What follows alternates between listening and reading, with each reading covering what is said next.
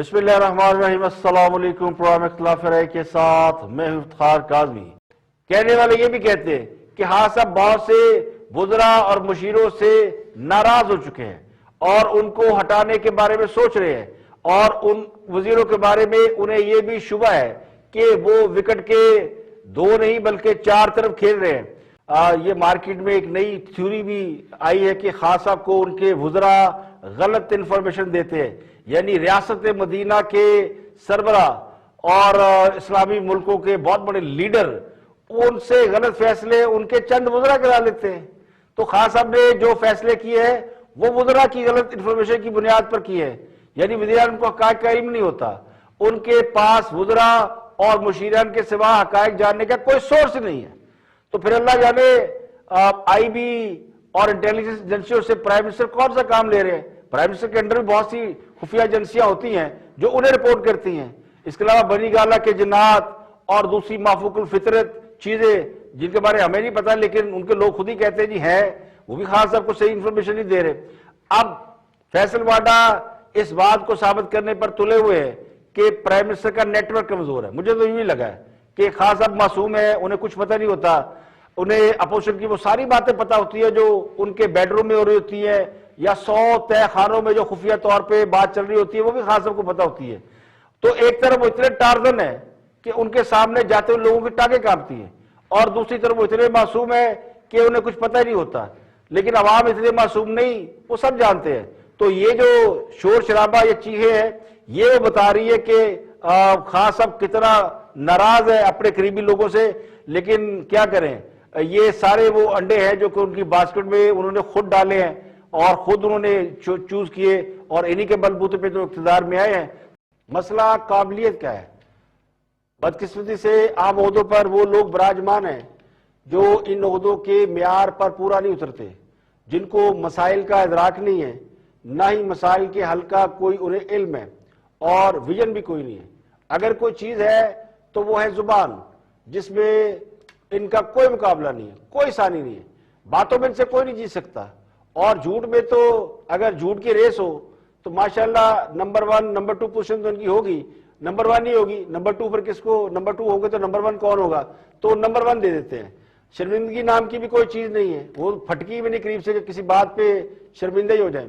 نااہلی اور نالائکی کو کنفیوژن کی آڑ میں نہیں دبایا جا سکتا۔ بڑے بڑے لوگ کنفیوز ہو جاتے ہیں، اور بڑے بڑے جو لوگ ہیں جنہوں نے دنیا میں بہت کام کیے ان کے بارے میں عموماً رائے ہوتی ہے وہ کنفیوز پائے جاتے ہیں۔ لیکن یہ معاملہ کنفیوژن کا نہیں ہے، یہ معاملہ ہے ایبیلٹی کا، کیپیبلٹی کا۔ جس مسئلے کو آپ کو پہلے تو مسئلہ ہی سمجھ میں نہیں آتا کہ ایکچولی مسئلہ ہے کیا۔ اب ایک بہت بڑا مسئلہ جو پاکستان نے امپورٹ پہ پابندی لگائی، اس کا نقصان آپ دیکھ لیں کہ پاکستان کے اندر مہنگائی کہاں کی کہاں پہنچ گئی ہے۔ اب لوگوں ان کو اندازہ تو ہے نہیں کہ یہ امپورٹ بند کرنے سے ہونا کیا تھا۔ آپ نے ٹریڈ ڈیفیسٹ کم کر لیا تو آج پھر ٹریڈ ڈیفیسٹ بڑھ گیا، ادھر ہی آ کھڑا ہوا۔ اگر یہ کام 3 سال پہلے ہی اگر آپ کر لیتے اور اسی وقت ٹریڈ کے اوپر ذرا ایک بیلنس پالیسی رکھتے کہ تھوڑی سی امپورٹ کھول کے رکھتے اور ٹیکسز بھی رکھتے تو مہنگائی اتنی نہیں بڑھتی، کمپٹیشن رہتا ہے جب باہر سے چیز آتی ہے۔ اب پاکستان کے اندر جب امپورٹ بند ہو گئی، باہر سے مال لانا بند ہو گیا، تو 2 کی چیز 4 کی ہوگی، 4 کی 8 کی ہوگی۔ اور آج 3 سال بعد حال یہ ہے کہ وہ جو فریٹ ہے، کرائے ہے، وہ بڑھ کے کہیں پہنچ گئے۔ اب خوردنی تیل اگر آپ دنیا سے منگا رہے ہیں مہنگا تو گھی سستا کیسے ہوگا؟ اور اگر آپ کہتے ہیں نہیں جی دنیا میں مہنگائی ہو گئی تو پھر آپ، میں کیا بولوں، اس میں عقل مندی تو ہے کوئی نہیں۔ تو بہت سی چیزیں ایسی جو حکومت کر سکتی تھی وہ نہیں کی۔ اس کی وجہ یہ ہے کہ مسائل کو سمجھتے ہی نہیں ہے۔ یہ حقیقت ہے کہ بہت سے لوگ جو ہیں وہ پہلے مسائل پیدا کرتے ہیں پھر خود حل کرنے چل پڑتے ہیں۔ وہ کہتے ہیں نا خامیاں اور برائیاں نکالنا بڑا آسان ہوتا ہے کہ یہ غلط یہ غلط یہ غلط، لیکن اصل کام یہ ہوتا ہے کہ آپ ان خامیوں اور خرابیوں کو کیا صحیح کر سکتے ہیں۔ تو یہ کام نواز شریف کے دور میں پی ٹی آئی والوں نے بڑا کیا، یہ غلط وہ غلط وہ غلط، اور جب اپنی باری آئی تو گروہ پہ اب صبح شام جو ہے وہ بدحواس ہوئے پھر رہے ہیں۔ اب خان صاحب کو اس سے بھی زیادہ خطرناک خبریں مل رہی ہیں۔ وہ خبریں مل رہی ہیں کہ ان کے اتحادی مسلم لیگ نون کے ساتھ اگلا اتحاد ڈیزائن کر رہے ہیں۔ کاف لیگ کے لوگ یا کچھ اور جماعتوں کے لوگ لندن جا کر نواز شریف سے مل رہے ہیں، تو نواز شریف کے ساتھ لندن جا کر ملنے والے سیاسی افراد کی تعداد میں اضافہ ہو رہا ہے. تو یہ خاصی پریشان کن خبریں ہیں. اور اس پر ایک خبر اور ہے کہ نواز شریف دسمبر اور جنوری کے کسی بھی ہفتے میں ملک واپسی کی پلاننگ کر رہے ہیں. پہلے یہ طے تھا کہ شاید اگلے مہینے آ جائیں گے، لیکن اب اس کو شاید جنوری تک لے جائے، آگے پرولونگ کر دیا جائے. تو ابھی پلاننگ ہو رہی ہے، کیونکہ بہت سے ذرائع یہ کہتے ہیں، جو نواز شریف کے قریب لوگ موجود ہیں وہ یہ کہتے ہیں کہ نواز شریف کو یہ میک شور کرا دیا گیا ہے، یا انہیں تسلی دی گئی ہے، یا انہیں ان کے ساتھ کوئی ڈیل کی گئی ہے کہ نواز شریف واپس آئے، آ کر عدالتوں کا سامنا کرے، مقدمات کا سامنا کرے، عدالتوں سے اپنے لیے کلین چٹ حاصل کرے اور سیاست کرے. تو اس کے لیے انہیں موقع دیا جائے گا. اب یہ نہیں ہوگا کہ وہ نواز شریف واپس آئے اور یہاں پہ حکومت پکڑ کے اپوزیشن کی قطیہ پاچا کر دے. تو وہ جو طاقت کا جو توازن ہے وہ اب بیلنس ہو گیا ہے. اب لیول پلینگ فیلڈ دینے کا فیصلہ کیا گیا ہے. اس کے علاوہ ایک ان ہاؤس تبدیلی کا فارمولہ جو پچھلے دنوں خورشید شاہ کی جانب سے پیش کیا گیا تھا، وہ فارمولہ بھی بہت دن ڈسکس رہا کہ ان ہاؤس تبدیلی لائی جائے، اور پھر ان ہاؤس تبدیلی کی صورت میں جو پرائم منسٹر آئے وہ آ کر اسمبلیاں توڑے اور نئے الیکشن کرائے. لیکن یہ فارمولہ بھی منظور نہیں کیا گیا. اس کی وجہ یہ بتائی جاتی ہے کہ اتنی جلدی یہ سب کچھ ہو نہیں سکتا. ابھی جو معاملات، جو مقدمات مریم نواز کے ہیں، نواز شریف کے ہیں، وہ ظاہر ہے ہر صورت میں عدالتوں سے ہی کلیئر ہوں گے. یہ نہیں ہو سکتا کہ آپ الیکشن اگلا آ جائے اور وہ معاملات عدالتوں میں رہے. تو سیاسی معاملات کو، یعنی سیاست میں حصہ لینے کے لیے وہ جو عدالتی معاملات ہیں، بہرحال عدالتوں نے سزا سنائی ہوئی ہے اور انہیں عدالتیں ہی ختم کر سکتی ہیں. تو اس کے لیے ضروری ہے کہ نواز شریف اور مریم نواز عدالتوں میں پیش ہو. تو اس میں وقت لگ سکتا ہے. تو نون لیگ یہ ٹائم ظاہر ہے یہ وقت گزارے گی، اس کے بعد ہی الیکشن میں جانا پسند کرے گی. تو اسی لیے زیادہ ہاتھ پاؤں مارے نہیں جا رہے. لیکن دوسری طرف گھبراہٹ یہ ہے کہ اگر یہ وقت بھی گزر گیا اور پلے بھی کچھ نہ ہوا، الیکشن میں بھی چلے گئے، تو پھر بیچے گے کیا؟ تو یہ کہیں نہ کہیں اس بات کی بھی بہت سے لوگ تذکرہ کر رہے ہیں کہ اس طرح کا کوئی اور بھی اٹیمپٹ کی جا سکتی ہے. یعنی خان صاحب کوششیں جاری رکھیں گے کہ ان کو کسی نہ کسی طریقے سے پولیٹیکل طور پر کوئی بینیفٹ ہو جائے اور سیاسی طور پر شہادت نصیب ہو، تاکہ وہ اگر ان ہاؤس تبدیلی آتی ہے تو وہ اپوزیشن میں جا کے بیٹھ جائیں گے، کیونکہ ان کے پاس اتنے لوگ ہیں کہ وہ اپوزیشن میں بیٹھ سکتے ہیں. تو خاص ہم اپوزیشن میں جا کر بھی سیاست تگڑی کر سکتے ہیں، اور جو گورنمنٹ جو بھی آئے گی اس کو وہ ٹف ٹائم دے سکتے ہیں کہ دیکھیں ہم پر دباؤ تو آپ تبدیلی نہیں لا سکے تو خود کون سا لے آئیں. تو وہ ٹائم پیریڈ جو ہے وہ نون لیگ جو ہے اس کو ایکسیپٹ نہیں کر رہی. نواز شریف خاص کر اس بات کو منظور نہیں کر رہے. نواز شریف چاہتے ہیں کہ وہ عدالتوں میں جائے یا عدالتوں نے کلیئر کرے، ان کے اوپر جو الزامات لگے ہیں وہ صاف ہوں، اس کے بعد وہ الیکشن میں جائے اور الیکشن کے نتیجے میں وہ 2/3 میجورٹی لے کر آئے، اکثریت کے ساتھ آئے، قانون سازی کرے اور پھر ملک کو اس دلدل سے نکالے. کیونکہ جس مقام پر حکومت نے اس ملک کو پہنچا دیا ہے، یعنی قرضوں کی جو قرضے ڈبل ٹرپل ہو گئے ہیں، معیشت ڈاؤن ہے، تو خاص اب ماشاءاللہ ملک کو اس مقام پر لے آئے جہاں سے کسی اور کو بھی اس بات سے ڈر لگ رہا ہوگا کہ وہ ملک کو کیسے نکالے گا. تو جو بھی حکومت نہیں آئے گی اس کے لیے بہت ہی مشکل صورتحال ہے. تو اس لیے کوئی بھی جلد بازی میں کوئی ایسا کام نہیں کر رہا کہ وہ جب حکومت میں آئے تو ان کو بھی اسی طرح کا سچویشن فیس کرنا پڑی جس طرح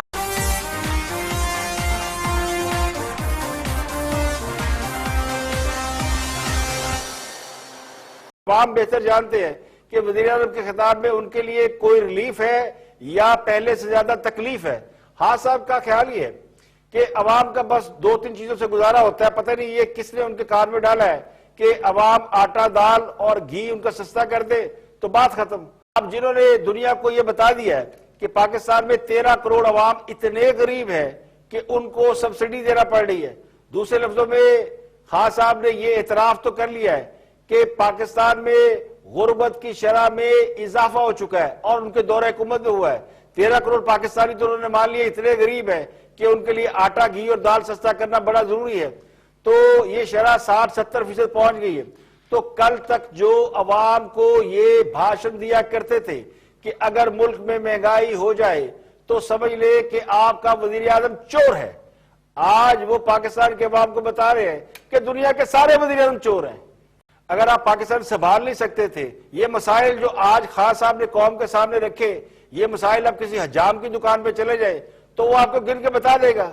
یہ مسائل حل کرنے والا لیڈر ہوتا ہے. تو خان صاحب کے خیال میں پاکستان کے 2 کروڑ خاندان حکومت کے پیکج کا فائدہ اٹھائیں گے، اور باقی کے جو 10-11 کروڑ 22 کروڑ عوام، ایک تو فگر کے مطابق ہے لیکن وہ 22 سے سینسس کے مطابق 22 ہے، لیکن یہ اس سے زیادہ بڑھ چکی ہے. تو باقی کے جو 10-11 کروڑ عوام ہیں، یا تو بہت امیر لوگ ہیں یا پھر وہ کسی کھاتے میں نہیں ہے. یہ آپ نے کیا ہے. جب آپ روپے کی قیمت کو گرائیں گے دوسرے ملکوں کے مقابلے میں تو پھر آپ کو اسی قسم کی اعداد و شمار کے ہیر پھیر سے عوام کو بے وقوف بنانا پڑے گا. تو جو انڈیا میں قیمت ہے، پاکستان میں قیمت ہے، وہ اگر روپیوں میں کمپیریزن کیا جائے تو اس کے حساب سے پاکستان میں 140 روپے کا ہے، انڈیا میں 107 روپے کا. لیکن اگر آپ ڈالروں میں لے جائیں گے تو وہ واقعی $250 کا ہو جائے گا. لیکن ہندوستان، بنگلہ دیش، افغانستان میں مہنگائی کی شرح پاکستان سے کم کیوں ہے؟ فی کس آمدنی زیادہ کیوں ہے؟ تو یہ اس بات کا بھی جواب دینا چاہیے کہ انڈیا کے اندر جو پر کیپٹا آمدن ہے وہ 6.390 یعنی 6,390 روپے ڈالر ہے، $90 ہے، ناٹ روپیہ. اور پاکستان میں یہ تقریباً $4,500 ہے. تو آپ نے تو لوگوں کی آمدنی جو ہے اس کا بیڑا غرق کر دیا. یہی تو ہم پہلے دن سے کہتے آ رہے ہیں کہ پاکستان کے اندر بزنس کا بیڑا غرق ہو گیا، معیشت جو ہے اس کا ستیہ ناش ہو گیا، پر کیپٹا آمدن کم ہو گئی، لوگوں کے کاروبار تباہ ہو گئے. تو یہ کاروبار تباہ کرنے کے ذمہ دار کون ہے؟ یعنی پہلے مسائل پیدا کریں اور پھر مسائل حل کر کے اس کے کریڈٹ لینے چل پڑے. تو یہ فارمولا قوم کو، یہ کوئی نیا فارمولا نہیں ہے، اس کو لوگ سمجھتے ہیں کہ یہ پرانا فارمولا ہے. پاکستان کے اندر بھی اس قسم کے فارمولے پرائے جاتے ہیں کہ پہلے مسائل کو کریٹ کرو پھر حل کرنے چل پڑے ہو.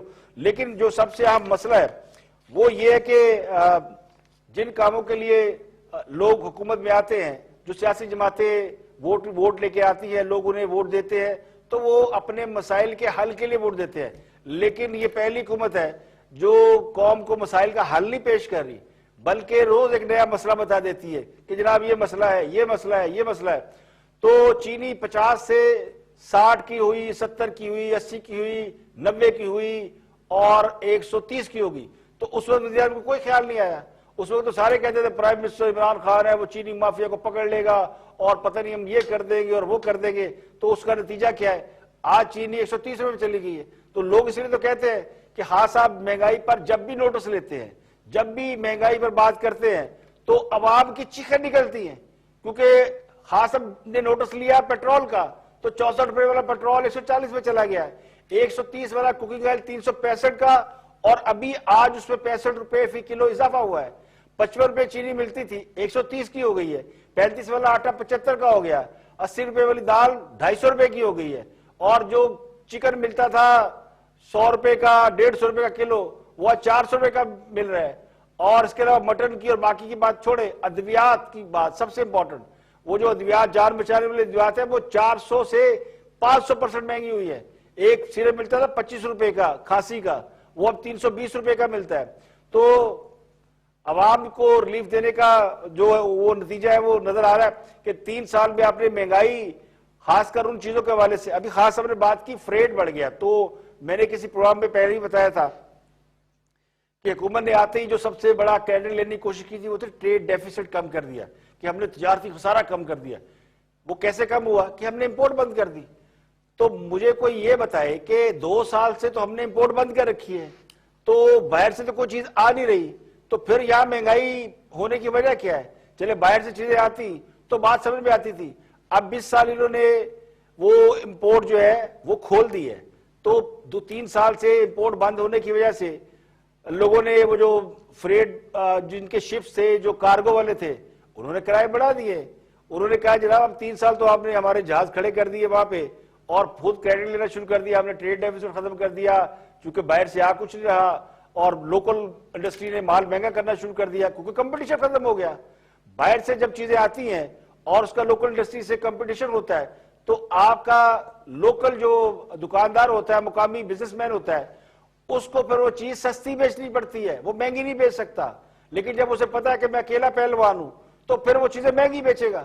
یہ نواز شریف نے کیا کیا تھا اپنے دور میں؟ سبزیاں آسمان پہ قیمت پہنچی ہوئی تھی، ٹماٹر 300 روپے 400 روپے 500 روپے کلو، کیلا اس زمانے میں 300 روپے درجن بکتا تھا. تو انہوں نے ایران اور افغانستان اپنا انڈیا اس کے ساتھ معاہدے کیے تو انڈیا سے سبزی آنی شروع ہو گئی. ادرک آیا, لہسن آیا, پیاز آیا, ٹماٹر آیا, تو یہاں 50 روپے 40 روپے 30 روپے کلو ٹماٹر بکا. تو ایک دم سبزیاں نیچے, کیونکہ کمپٹیشن شروع ہو جاتا ہے. اگر آپ یہاں پہ چیزیں منوپلی کریں گے اور وہ کارٹل بنا کے بیٹھیں گے تو ہمارے تو ہوتا کیا ہے. میں یہ نہیں کہہ رہا کہ مقامی کسانوں کو نقصان ہونا چاہیے, لیکن ہمارے کارٹل بن جاتے ہیں. اب چینی کیوں سستی نہیں ہو رہی؟ کارٹل بنا ہوا ہے. وہ چینی والے نہیں قیمت سستی کرتے, آپ جب ان کو پکڑتے ہیں تو وہ کہتے ہیں جناب ہم بند کر دیں گے چینی, ہم منگائے ساری باہر سے, اور پھر کیا ہوتا ہے وہ چینی مہنگی بکتی ہے. تو یہ صورتحال, یہ اصل میں گورننس کی ناکامی ہے. یہ ٹوٹل جو مہنگائی ہو رہی ہے, میں اس بات کو بالکل نہیں مانتا کہ اس کی ذمہ دار, چونکہ دنیا میں مہنگائی ہو رہی ہے. دنیا سے ہم منگا کیا رہے ہیں؟ چنے, کچھ بھی نہیں آ رہا. زیادہ سے زیادہ گھی کے لیے, گھی کی تیاری کے لیے جو خوردنی تیل ہوتا ہے وہ آپ منگاتے ہیں. چینی آپ پیدا کرتے ہیں, چاول آپ پیدا کرتے ہیں, دالیں آپ کیا پیدا ہوتی ہے, کپاس آپ کیا پیدا ہوتی ہے, اور آپ دنیا میں number 1, number 2, number 3, top 10 countries میں آتے ہیں. ہم پوری دنیا کو فوڈ سپلائی کر سکتے ہیں, لیکن ہمارے یہاں اس کی قیمتیں دیکھیں آسمان پہ پہنچی ہے. آج خان صاحب نے کہا جی کہ ملک میں غربت کی شرح, یعنی یہ 2 کروڑ خاندان اور 13 کروڑ لوگوں کو فائدہ پہنچے گا. تو ہماری جو بہت سی آبادی دیہات میں رہتی ہے, کل ہی تو خان صاحب کہہ رہے تھے وہ بڑے امیر ہو گئے ہیں, کسانوں کو بڑا فائدہ ہے. تو کیا شہر میں رہنے والے لوگ غریب ہو گئے ہیں؟ یہ پیکج شہروں کے لیے ہے, دیہاتیوں کے لیے نہیں ہے. تو عجیب قسم کی کنفیوژن. ابھی خان صاحب نے ایک اور جاتے جاتے جو ہمیشہ وہ اپنے وہ کہتے ہیں دودھ میں وہ ڈال دینا, کہ ایک طرف لی پیکج دیا اور پھر آخر میں انہوں نے ایسی بات کر دی کہ سارا کیا ذرا انہوں نے پھینک دیا. وہ بھی سن لیں. اور جو اپوزیشن سڑکوں پہ نکلی ہوئی ہے کہ جی بہت مہنگائی ہوگی, تو میری صرف 2 بڑے خاندانوں سے ایک ریکویسٹ ہے. میں آپ سے بلکہ ریکویسٹ کرتا ہوں کہ 30 سال میں جو آپ 2 خاندانوں نے پیسہ چوری کر کے ملک سے باہر لے کے گئے ہیں, آدھا بھی آپ پیسہ پاکستان لے آئیں.